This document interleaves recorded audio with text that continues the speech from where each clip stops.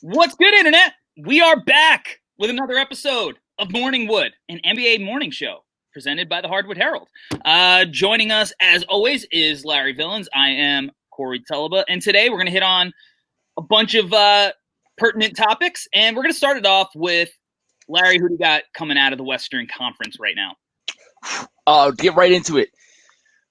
So I think going into the bubble, Lakers missing a lot of guards to cover has been a big topic, and that's where I think the Blazers are getting, since they got the two big guards to, smoke the Lakers front court. That's been a big heat of discussion.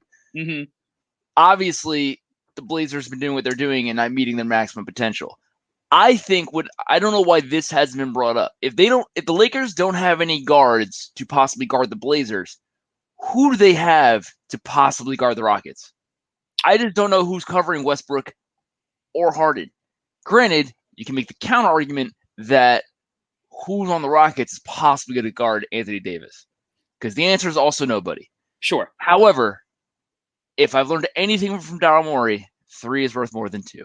That's true. And that's a good point. I mean, obviously, Harden and Westbrook is probably considered a more dangerous duo than Dame and CJ, which I guess maybe could be debatable depending on what version of Westbrook you get.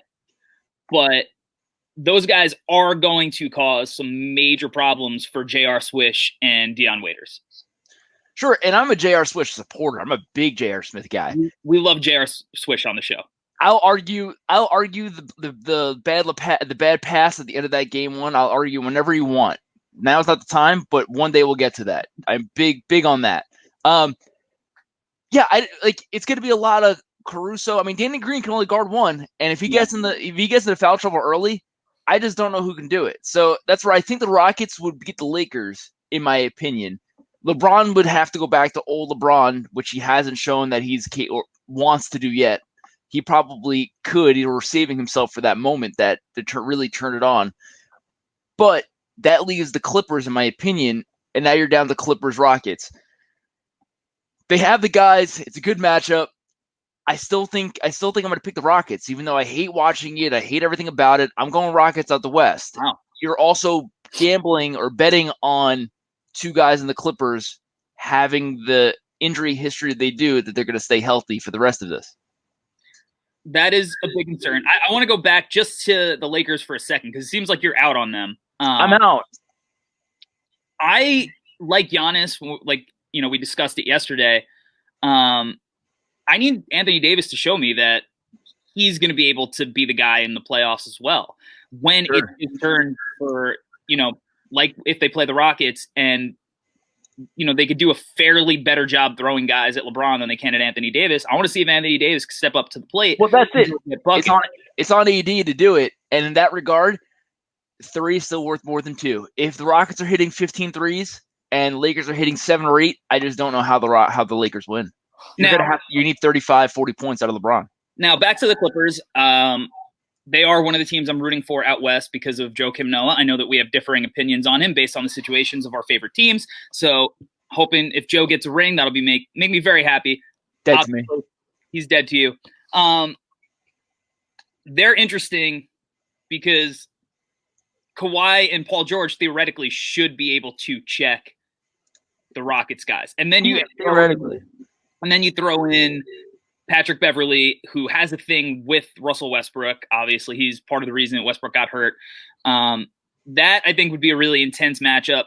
The Rockets, just in the few games that we've seen, they're, like you said, 3's better than 2. They're never out of a game. Never. It could be 2 minutes left in the game. They're down 10, and all of a sudden, they're up 3. And you're like, how the fuck did we get here? It's minimum to no rust. They're ready to go. They are just picking up exactly where they left off. And that's where I just don't know who's guarding these guys. And if the answer is Kawhi and Paul George, sure, great defenders, I get it, but they're also going to have to carry big time on both sides of the floor, in my opinion. They are, and obviously Kawhi is capable of it. We've seen it multiple times. Yeah, but one slight, one tweak, one anything, it's over for the Clippers. And the Clippers, again, all year we've been waiting. They're trying to be a light switch team. We're waiting for that light switch. for them to flip it and just be that team. We haven't seen it to be that dominant force that it should be. I think it has the ceiling potential to get there, but they haven't shown it yet. They're running out of time. They're running out of time. All right, do you have any sleeper teams? The Mavericks are fun. I just hate them because obviously Porzingis. The Mavericks are a good one. No, I think I'm all in on the Rockets, unfortunately. I hate this more than you. I think that maybe some people might consider the Rockets a sleeper team. I guess. I really love the Nuggets. Sure. And right now, the first couple of games, scrimmages, we haven't really got to look at the full Nuggets because Jamal Murray, Gary Harris have been out. I don't know if that's like a potential problem going forward. Like, I don't know how serious their injuries are. And the fact that we are running out of games before the playoffs start. So maybe they should get some reps under their belt if they are kind of planning coming back soon. But one, I love Jokic. I mean, it's a good thing Michael Porter's not working out, so Kevin Knox's pick looks great in hindsight. Look, I like Wendell Carter Jr. plenty, but I thought the Bulls were going to draft Michael Porter Jr. as well. Here's my thing. Here's my thing with Michael Porter Jr. He's not doing anything that should be shocking anybody. The reason that he dropped in general is because he has back issues. Right. And as somebody that has suffered from back pain, it doesn't get better as you get older. It continues to, bother you. We've seen it with guys like him, tall guys who handle the ball, get buckets, like T-Mac. Back problems destroyed T-Mac's career. So, I mean, my counter to that is I think modern medical, knowledge that we have now is different than T-Mac when he was here. Fair. As well as overall, Michael Porter Jr. has a lot more money than us and a lot more resources to medical staff. If there's any possible time in the world that he can possibly fix his issues, now's the time. Also fair. But again, like I love them as a sleeper team because I love Jokic. I think that he is one of the weirdest players to watch. I compared him earlier in the year to Steve Nash, which seems like it doesn't make sense on the surface, but we saw the jumbo lineup where he was playing point guard. So I watched it. Who's laughing now? Sure. And then you have a guy like Bol Bol, who obviously is another guy who knows if they can get anything out of him, but he's been doing some stuff that is really interesting. I mean, I wasn't very high on him coming out of the draft because he was a guy who was projected to be a possible top 5 pick, top 10 pick, lottery pick, and then all of a sudden he slips. And that's where things get different. Once he starts slipping, it's like, oh, now I'm in on him because now it's worth the risk. Where initially I'm watching him, I don't know how he's going to cover in space. I don't know how he's going to guard pick and rolls. And for all his offensive gifts, like, how is that body going to hold up? Who knows how it'll translate? Is a team going to give him all the freedom? But he's in the perfect situation with Denver. Right. No, I agree. I mean, he played a few minutes yesterday, but I think, you can continue to save him and at least be that center off the bench to possibly help guard the rim. I think that's huge. Yeah. And again, he adds a weird element of this guy who's 7'2", who can run off of screens, knock down threes, almost kind of like a Porzingis a little bit, but you don't have to depend on him. You can kind of take him out of, your arsenal whenever you need him to really get going. Sure. And if we're talking about NBA free agents, maybe who could help a team going forward, what are we thinking about J. Cole? Officially, who's your pick out of the West? My pick out of the West is, I think it's going to be the Clippers.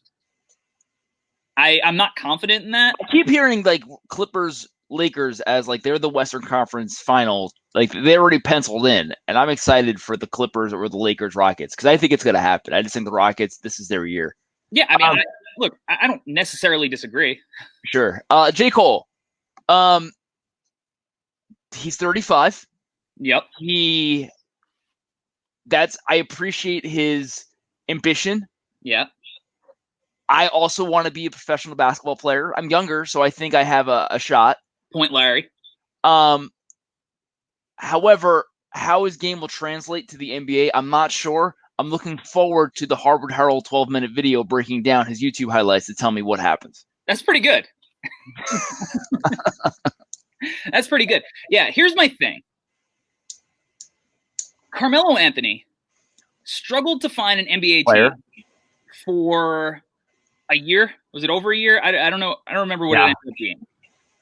I guess it was over a year because it was part of the Rockets season where he lasted like 10 games and then most of this season, right? So like almost 2 years. Wow. He has 3 Olympic gold medals. A bronze. 4 Olympic medals. He won a national championship as the best player as a freshman in college. Won a scoring title, right? Yeah. Or close. 26,000 plus NBA points. Top 5 MVP, definitely numerous seasons. Definitely. Multiple time All-Star. Yep. Multiple time All-NBA player. Took him 2 years to find a team that was like, let's give him a shot. On the other side of that, though, Jay-Z also didn't vouch for Melo like he is doing for J. Cole. I'm not sure if you factored that into your decision. I didn't. And the Master P thing also gives me a little bit of positivity towards J. Cole because Make Him Say when I was in middle school really hit me hard. I understand. Who didn't? I mean, just that music video, I don't know how we got tanks onto a basketball court. Guys are dunking. There's dark lit gym, a lot of dancing, a lot of stuff going on. Big fan. Would love to see Master P make a comeback. Cool. So if we got anything out of this, I think J. Cole's notorious for making entire records without features. Yeah. But I want to see J. Cole and Master P make a record called 2 on 2 or something. And, I like it. And they just do a feature record. I like that. I think J. Cole better off, like his route is don't ever show any highlights of videos ever, and then everyone will just assume he's the best basketball player that ever lived. Yeah, he's got enough. He's got enough out that he doesn't need to do anything else. All right. So yesterday we talked about TJ Warren, and after he dropped a 53 piece and said that, like, you know, this isn't something that's going to happen on the regular, and TJ Warren's still balling, and as per usual, we say something, and that person or player makes us look stupid. It's really hurting my case. Yeah, TJ Warren, anybody can do something twice. No, I think it's great. I hope he continues to do this. I hope we are forever wrong, and it would make me it'd be 2 great things. 1, us staying forever wrong, and 2, the Suns looking dumber than they actually are. I enjoy both those actual outcomes. Those are both good long-term outcomes. And I think that, again, it just increases the depth of the East. I mean, technically, like Oladipo and TJ Warren does form like a nice little 2-3 combination. Add in Malcolm Brogdon, who is a great player. In hindsight, probably a guy the Knicks and the Bulls should have went hard after last offseason. Sure. You got Sabonis, Miles Turner. Like, if that's a complete starting 5, if TJ Warren becomes a guy who can be in that 24, 25 point per game range going forward. Right. Again, that's going to be a hard uphill climb because to get to that range consistently, it can't just be I'm a flamethrower from 3. You got to be able to get to the free throw line consistently. And part of that is earning the respect from the referees. But anything goes in the bubble. So, sure. Who knows? Maybe he'll continue to make us look silly. If not, I guarantee we're going to have a ticker at the bottom of the show where we say, I told you so. What's going on with Philadelphia right now, man? I hate this team. These guys, they just walk around. Like, for me, Philly seems like they're the team that they're about 4 years after they won a title. That's how it seems like they play and move. Yeah. There's no sense of urgency that I want from Philly. No. It's brutal. And I don't know how you make the team better. And that's going to go into a big, deeper topic that we can cover one day is with the salary cap. Who knows what's happening with salary cap, but I'm going to assume it's not going up. So that being said, how do a lot of these teams that are all in right now get better? It's going to be tough. You're going to have to look for diamond in the rough trades. I think that's a reason. I don't know what the Bulls' plans are, but I think guys like, you thought I wouldn't bring the Bulls into this. longer than expected. A guy like Zach LaVine, who's putting up 26 points a game and only getting paid $19 million a year instead of 30 million. Well, those empty calories might not look as empty if you put him alongside Kyrie and Kevin Durant. He's salad. Honestly, Zach LaVine would really do a lot for this Philly team. But who you trading? How are you getting him? Yeah, that's the hard part. That is the hard part. Because are you breaking up Embiid and Simmons, or are you trying to keep it as is? See, I think eventually they're going to have to make that decision. I think they have to make the trade. And so if you're making a trade, who are you keeping? Man, it's really tough because I think I'm keeping Simmons. I think I'm keeping Embiid.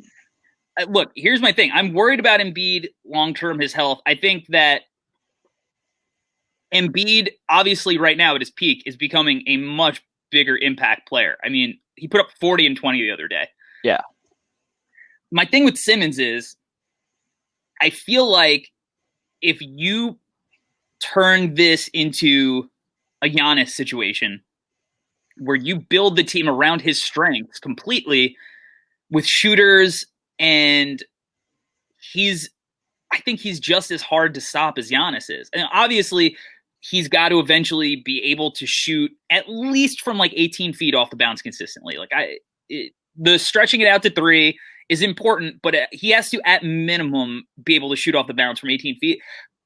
But I think if you just surround him with Milwaukee's roster, I don't see how he's any less of a threat than Giannis is. I just think it comes down to, I just think Giannis has more heart. He just wants it more, in my opinion, than Ben Simmons. Ben Simmons has not shown anything to me. He seems like he is in just too cool for school still stage.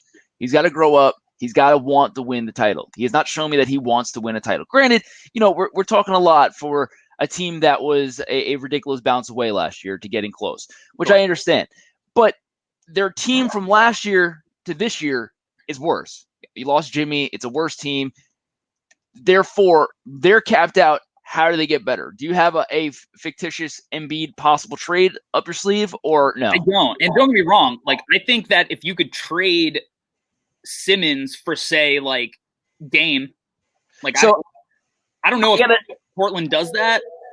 I don't think they do. But they probably should. Maybe. Just because of the age factor. But Dame just does so much for that city. I just think they're attached to Dame. I got a trade for you that I think can help two situations. Okay. This might not be all the pieces that need to be involved. I have to do a little bit more research. The salaries should be close. I'm going Simmons for Conley. I think it helps both teams, in my opinion. I think Conley with Embiid is great. I love it. Granted, the age doesn't line up. I get it. But are you trying to win, or are you trying to have young players? And that's what it comes down for me in that regard. Now, Simmons, I don't believe that Conley and Embiid, or Simmons with Embiid, Conley and Embiid is the worst of the team. I think Conley and Embiid is the best of the team. They're capped out. If you're capped out and you're not going all in to win the title, then what are you doing? I don't understand. There's no point then. You might as well go the other way and tank, which they've already done. But then on the other side of it, I think the Jazz. When you watch the Jazz play, to me, Conley and Donovan Mitchell just don't work. And you're making Conley either have to play more off the ball than he wants, or Donovan Mitchell is very much a ball dominant guard. That's not a negative thing. That's just the way he plays the game. And a lot of times it comes into victories. Them trying to figure out how to do it together, as well as Donovan Mitchell trying to figure out exactly, when you're watching Donovan Mitchell, you got to see if he could take away 5 of his bad plays and just give it to Conley or somebody else, it would just be a much better team. That's kind of what John Morant is for me as well. It's a lot of John Morant, just ball dominant, going to the hole. And a lot of those times, it doesn't turn into points. So I think if you can put Ben Simmons who doesn't need the ball all the time, it helps. I would like him with the ball. He can play off the ball. Donovan Mitchell and Ben Simmons, I would like it more. And then Embiid and Conley, I like it more. I agree. I think that you're going to have to make it a 3-way. Sure. I don't think the value lines up for Philly there, even though obviously I think it helps them, this year, maybe next year, in their pursuit to win a title. I think that you got to make it a three-way, and you probably got – I'm assuming that Gobert has to be in there. Obviously, the Donovan Mitchell-Gobert thing seems like it's coming to a head at some point. Sure. I don't think that relationship is going to get better. Those very rarely when teammates have that kind of beef, does it get better despite what they say. It might be better for them to move on anyway, because Donovan Mitchell, his game is spread out, drive to the hoop. So if Gobert is under the rim, I just think it's getting in the way of his game. If you want to go all in on somebody on that team, you got to go in Donovan Mitchell. Then, you figure out. I think you just spread out, and or you get someone like a version of Gasol, where you get 20 minutes out of Gasol off the bench or something like that. And therefore, I think you could turn Donovan Mitchell will never be Kyle Lowry type, but he can be a Dwayne Wade type, where he's actually, taking over the offense to be able to have more space and opening without the big center in the middle. Yeah, I agree. And I think that's the problem with a guy like Gobert, who's going to command so much money and obviously has a huge impact on the game, one of the best defenders. It's not worth it anymore, unfortunately, for centers. It isn't worth it. It's not worth it to pay centers that much money. And look, if you put Simmons on that team, and again, I think that you have to make Gobert part of that package. Obviously, I say it's got to be a three-way because why is Gobert going to Philly in this situation when you're keeping Embiid? So you got to and Horford. So you have to. That would be insane. Right. But I guess we can't put it past Philly, right? Elton Brand loves these big. I mean, Drummond and Tristan Thompson are on the same team. They sure are. Wow, that's insane. We were going to talk about the Cavs. Yeah, I think that it's got to be a three-way, but I do love the Ben Simmons fit there. You have a knockdown shooter in Bogdanovich. Yeah. Joe Ingles. You have multiple ball handlers. You get a point guard who can kind of just spot up. Like, honestly, I think you would need somebody in that situation like Etuan Moore. Who sure. can hit threes, play defense, can guard up or down, cover for Donovan Mitchell, all that stuff. I think that's a good idea. And if they could potentially land Simmons for some kind of package of Conley and whatever piece they get from a third team, I think that would be probably a pretty solid move going forward. We'll see what happens. Obviously, we're just in this the first 8 bubble games. For all we know, everything could click all of a sudden once the playoff hits. Probably not going to happen. Basketball typically doesn't work that way, but who's to say, right? Anything could happen. It's a bubble. Teams could get hot. There's no crowds. The Knicks were just trying to make their comeback. Then goddamn COVID hit. The Knicks were about to click. It was coming. The Knicks, last time they were in a weird situation, they made it to the finals as the 8th seed, right? Why weren't they invited to the bubble? That's what I'm trying to say. Anyway, I don't know. It's going to be interesting to see how Philly plays out because I really wish that Simmons and Embiid could work. It's just not. I hate it. If anything, I want those personalities to get away from each other. Yeah, it's just they have to. I feel like they both need someone next to them who wants to go out and dominate to win. They need that person to really. I don't think they're the dominant person. I think they need a dominant person next to him to carry them to help them get to that next level. Right, and you saw that with Jimmy. Like Jimmy and Embiid fed off each other last year. Sure. And I think that like you said, you get Simmons with Donovan Mitchell, who does have that kind of go get it attitude. Yeah, that'd be a good fit. All right, let's close it out. Do you have a best bet of the day? So I'm going to double down. Ooh, that you always double down on 11. You always double down. I'm going to go Magic over the Pacers today. Take that, TJ Warren. How are we having back-to-back games? How are they having back-to-back games in the bubble? It's not a travel thing. How do they have back-to-back games? I don't know. Maybe that's part of the reason why they think that they could have it, because there's not that extra travel. You can go rest, get your extra things, whatever. And they're trying to get the schedule going, I guess, so they can finish the finals on time.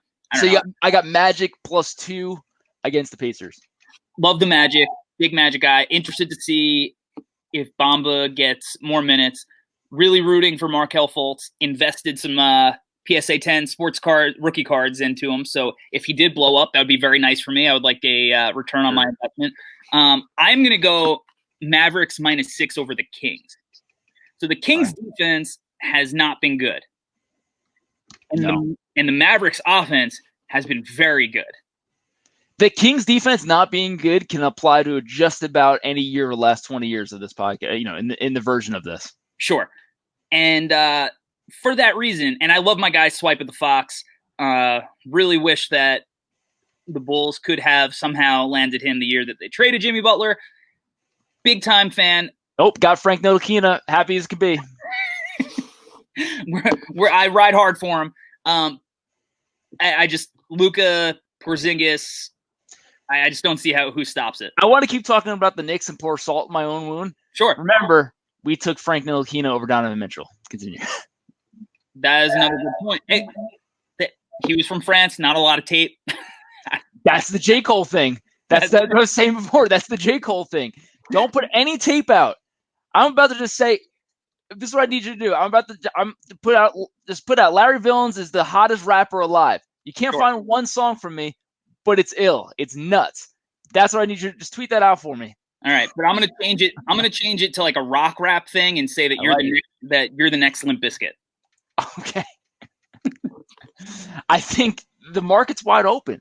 It's wide open. Look, music is cyclical, and I feel like rock rap has not come back in vogue yet, and I feel like it's coming. So that's the direction that I think you need to go. I like it. And I just can't see any way that we continue on with this discussion after we finished it with a Limp Bizkit talk. So that's going to be our show. We're just going to keep on rolling. God damn it. All right. Well, I'm not even going to do an outro because I can't stop that. Peace, guys.